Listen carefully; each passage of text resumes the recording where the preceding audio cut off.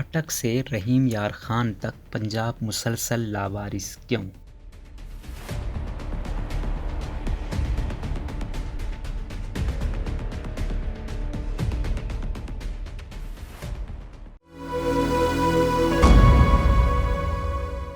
امریکی سازش کے الزام نے ہمارے معاشرے کے ذہین ترین ذہنوں کو بھی جس انداز میں مفلوج کر کے رکھ دیا ہے، اس کے نتیجے میں تاریخ میں پہلی مرتبہ اٹک سے رحیم یار خان تک پھیلا پاکستان کا سب سے بڑا صوبہ پنجاب 3 ہفتوں سے وزیر اعلیٰ کے بغیر چل رہا ہے۔ حالانکہ ڈرائیور کے بغیر ایک وہیکل مشین کو اس کے حال پر چھوڑ دینا بڑے حادثات کا سبب بن سکتا ہے۔ ان خیالات کا اظہار کرتے ہوئے سینئر صحافی اور تجزیہ کار نصرت جاوید کہتے ہیں، یہ کہ میں ذاتی طور پر عمران خان کی حکومت کو تحریک عدم اعتماد کے ذریعے ہٹانے سے خوش نہیں تھا۔ میری تمنا تھی کہ اسے 5 سالہ آئینی مدت مکمل کرنے دی جاتی، لیکن اقتدار کا کھیل کھیلنے والے سیاستدان عمران کی حکومت کا تختہ الٹنے میں کامیاب ہو گئے۔ وفاق میں اس عمل نے زیادہ سے زیادہ 3 دنوں تک ماحول کو گمبھیر تر بنائے رکھا، لیکن پنجاب میں قصہ ختم ہونے ہی نہیں دیا جا رہا۔ تحریری آئین کے ہوتے ہوئے بھی یورپ کے کئی بڑے اور طاقتور ممالک کی آبادی اور رقبے کے برابر وطن عزیز کا سب سے بڑا صوبہ حکومت کے بغیر چل رہا ہے۔ اس کے ہوتے ہوئے ہمارے دشمن اگر پاکستان کو ناکام ہوتی ریاست پکارے تو بخدا میرے پاس ان کا منہ توڑ جواب دینے کی اخلاقی قوت میسر نہیں ہے۔ نصرت جاوید کا کہنا ہے کہ میں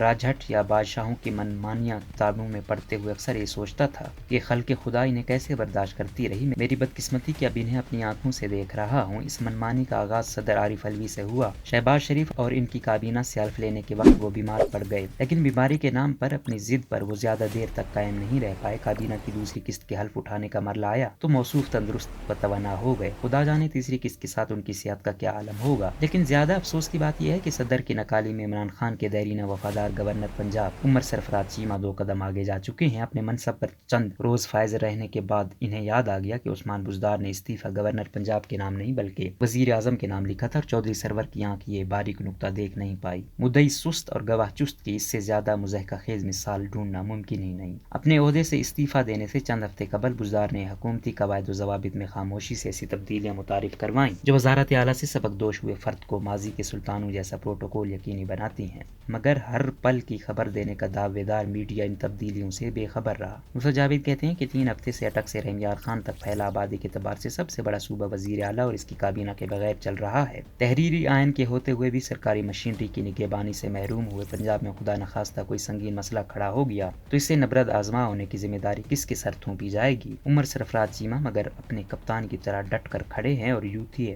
مداحین سے جیداری دکھانے کی بنیاد پر داد وصول کر رہے ہیں۔ لہٰذا سوال یہ ہے کہ عوام ریاستی خلفشار کے اس موسم میں کس کی ماں کو ماسی کہیں؟